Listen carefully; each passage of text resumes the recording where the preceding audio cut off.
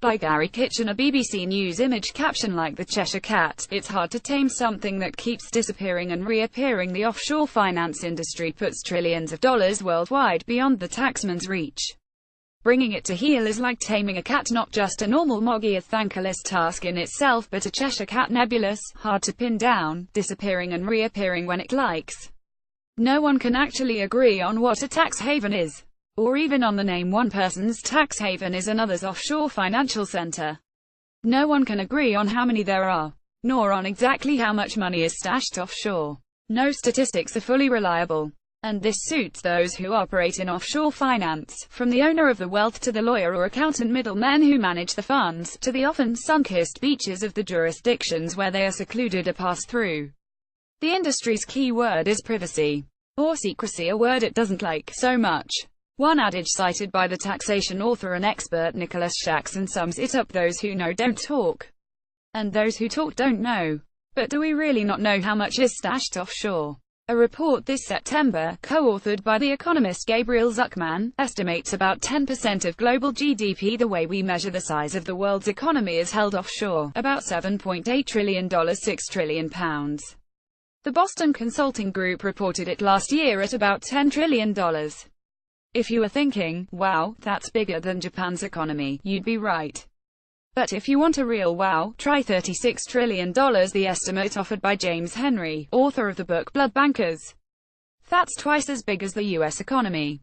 But no one really knows. And here's another wow. Remember the slogan "We are the 99%" coined by the Occupy movement to lambast the top 1% of the population for their disproportionate share of wealth? Well, the Zuckman report says 80% of all offshore cash is owned by 0.1% of the richest households, with 50% held by the top 0.01%. So if you read this and are thinking, if you can't beat them, quite frankly, it's unlikely you will ever join them.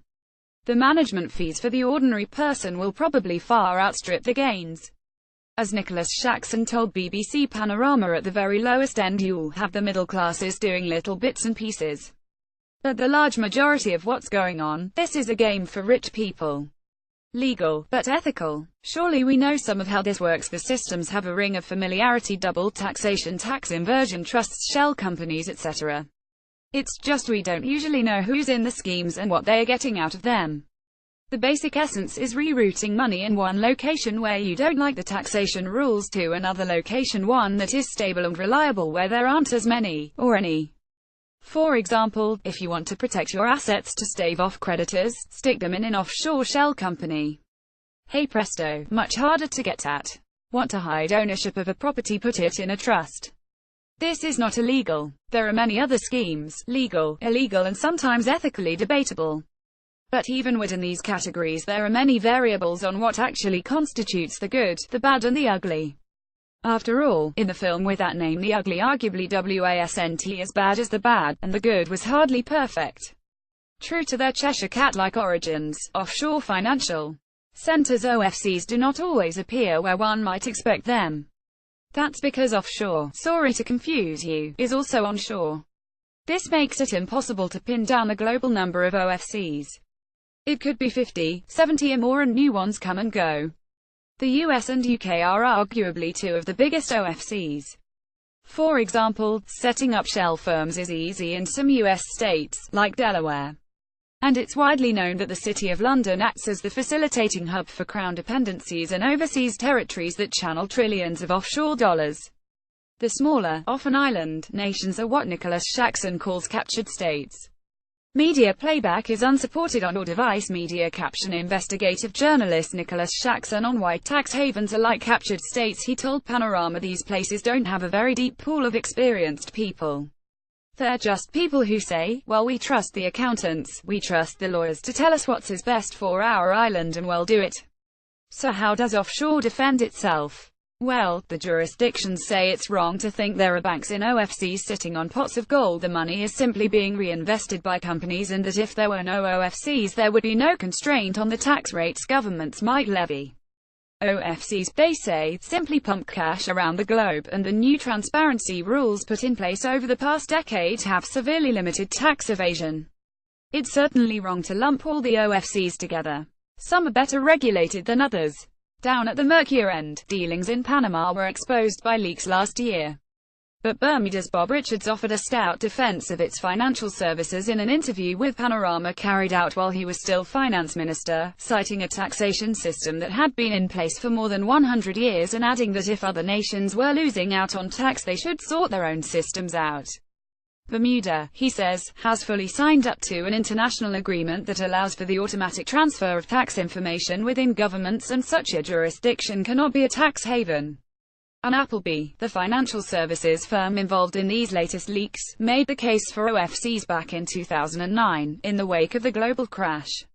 Media playback is unsupported on your device. Media caption: ex-Bermuda finance minister defends tax practices. It said there was no evidence OFCs played any role in the economic crisis. OFCs were neither the source of nor the destination for criminal proceeds, and that OFCs protect people victimized by crime, corruption, or persecution by shielding them from venal governments. Of the latest leaks, the company said many of the questions raise matters where on any view there is plainly no conceivable wrongdoing on the part of Appleby whatsoever. OFCs say there are no secrets, just privacy. But Gerard Ryle, of the International Consortium of Investigative Journalists, which oversaw this huge leak of financial documents, known as the Paradise Papers, dismisses this.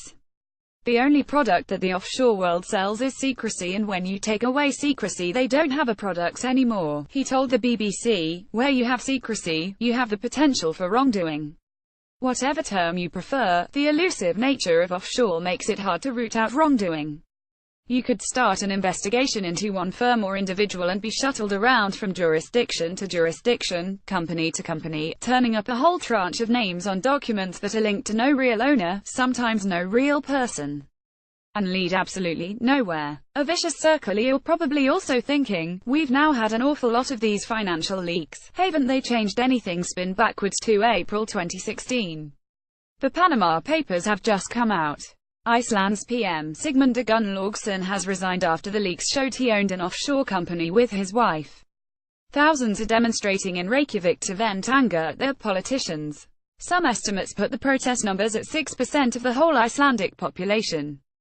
That's like if 19 million people turned up to a protest in the US today. But then travel over to Elektrostal, 2 hours east of Moscow. Resident Nadija is haranguing BBC reporter Steve Rosenberg. All these investigations are a waste of time and money.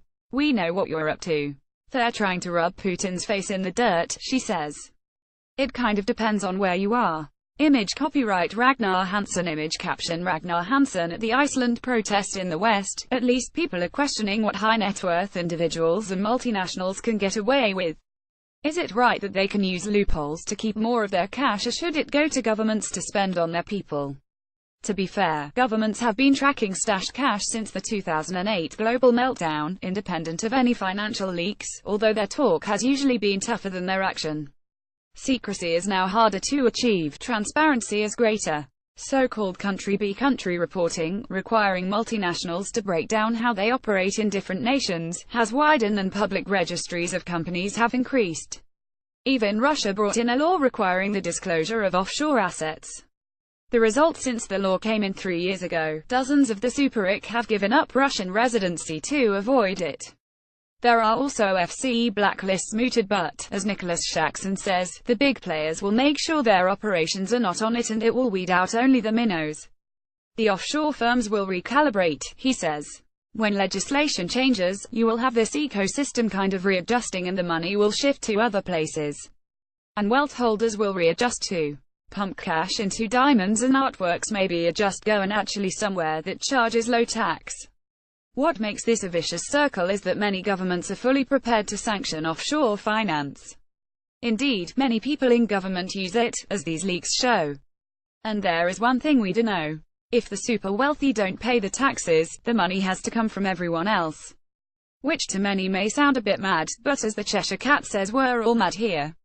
The papers are a huge batch of leaked documents, mostly from offshore law firm Appleby, along with corporate registries in 19 tax jurisdictions, which reveal the financial dealings of politicians, celebrities, corporate giants and business leaders.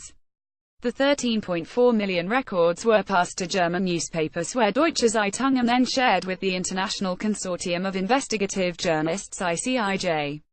Panorama has led research for the BBC as part of a global investigation involving nearly 100 other media organisations, including The Guardian, in 67 countries. The BBC does not know the identity of the source.